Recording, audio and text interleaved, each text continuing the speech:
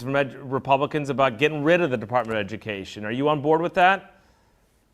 Well, I am. I think that it's one of those things at a minimum is a desperate need for restructuring.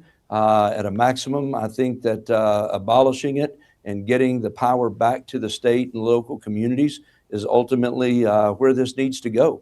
But we've got a lot of work to do to get there, and we're making moves. You heard, there are a lot of grants and programs that come out. A lot of it is related to data, about trying to improve student academics across the country. What are your biggest concerns about the Department of Education while, as you said, minimum restructuring at maximum getting rid of it? Why is that necessary? Well, one of the things that I did is last week I introduced a bill that talked about the fact of just protecting ourselves, no contracts for these countries that are adversarial to the United States.